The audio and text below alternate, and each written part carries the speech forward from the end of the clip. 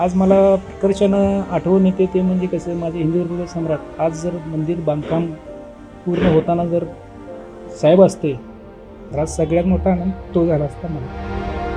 बाळासाहेब जर असते ना तर मला अत्यंत आनंद झाला. येणार 22 तारीखापासून भाग्याचा दिवस वाटतो.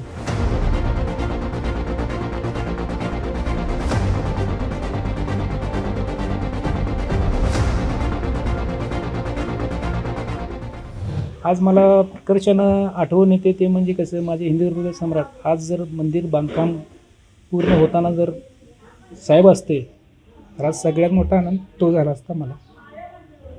साहेब हवे होते आज खरंच. बाळासाहेब जर असते ना तर मला अत्यंत आनंद झाला असता, कारण त्यावेळेला त्यांनी श्रेय घेतलं होतं ह्याचं खरं म्हणजे. आज साहेब हवे होते. बाकी काय नाही, आमच्या समोरच होते. आम्ही केलं सगळं, हिंदुत्वासाठी केलं, धर्मासाठी केलं. पण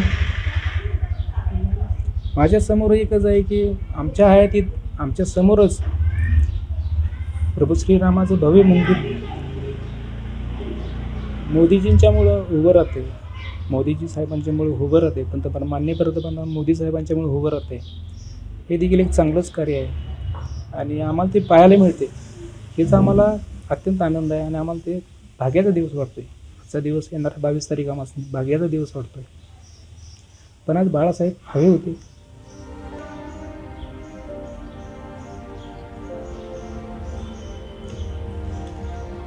मी अपक्ष म्हणून ती निवडणूक लढवली, पण माझा पराजय झाला. तेव्हापासून मी राजकारणापासून अलिप्त राहिलो. मला हिंदुत्व करायचं आहे. हिंदुत्वाची आणि राजकारणाची ह्याची चौकट बसत नसल्यामुळं फक्त मी हिंदुत्वाचं आणि हिंदुत्वाचंच काम करत राहणार. मी राजकारणात हिंदुत्वाची गल्लत करणार नाही. सर्व समाजाला चौकटीत बसवून येणारं हिंदुत्व करेल. कोणत्याही समाजाचा आमच्याकडून देश होणार नाही अशा पद्धतीनं काम करेल. देव, देश आणि धर्म यासाठीच काम करत आहे. आजपर्यंत वयाची 60 वर्ष आहेत.